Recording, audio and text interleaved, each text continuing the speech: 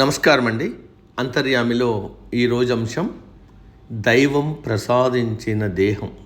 మనకు అందించిన వారు ప్రతాప వెంకట సుబ్బారాయుడు గారు. వినిపిస్తున్నది మీ విజయభాస్కర్.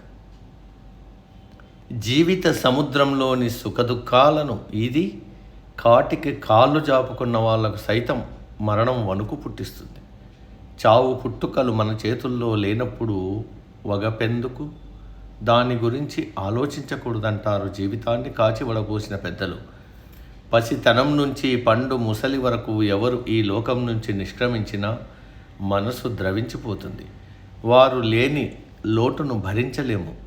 మరణమంచులకు చేరుకున్న వారిని చూసినా భయం ఆవరిస్తుంది.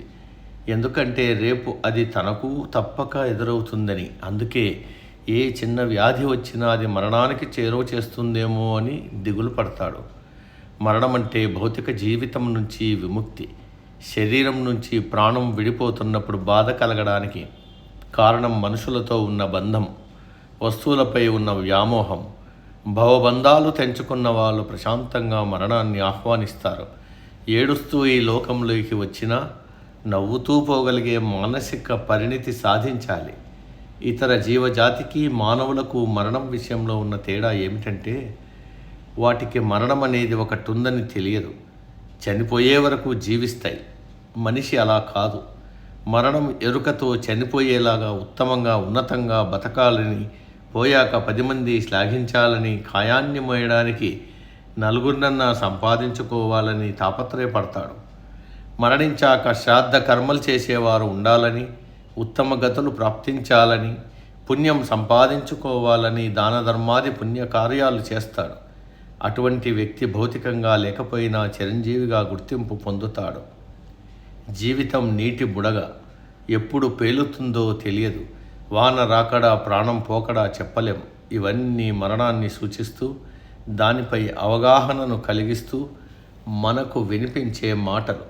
శ్మశాన వైరాగ్యం కలిగినప్పుడు శరీరం మట్టి, ప్రాణం గాలి అన్న అనుభవం కలిగి పుట్టుటయు నిజము, పోవుటయు నిజము, నట్ట నడిమి పన్ని నాటకం అన్న అన్నమాచారుడి కీర్తనంత నిర్వేదం కలుగుతుంది. రోజులు గడుస్తున్న కొద్దీ బాధ కరుగుతూ మనిషిని ఈ లోకంలోకి తెచ్చి బాధ్యతల వైపు మరలుస్తుంది. కాలం మరపు మనిషి జీవితానికి దేవుడిచ్చిన అయాచిత వరాలు. చావు పుట్టుకల మధ్యలోని జీవితం గురించి ఆలోచిస్తే మానవులు ఎంత అదృష్టవంతులో అర్థమవుతుంది.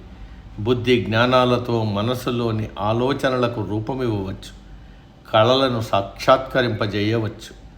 వివిధ వృత్తుల్లో సంతృప్తిని పొందే అవకాశం సృష్టిలో మనిషికి తప్ప ఎవరికుంది? కొంతమంది సమస్యలకు భయపడిపోయి జీవితాన్ని అర్ధాంతరంగా ముగించుకోవాలని చూస్తారు. మన చుట్టూ ఉన్న మనుషులందరికీ సమస్యలు ఉంటాయి. పెద్ద గీత ముందు చిన్న గీత సూత్రం వర్తింపజేసుకుంటే మన సమస్య పిపీలకమవుతుంది. బతికి సాధించాలి, అంతేకాని చచ్చి కాదు. గీతలో శ్రీకృష్ణ భగవానుడు చెప్పినట్టు అనివార్యమైన మరణం గురించి శోకించకుండా జీవితాన్ని ఫలప్రదం చేసుకునే వ్యక్తి మోక్షగామి.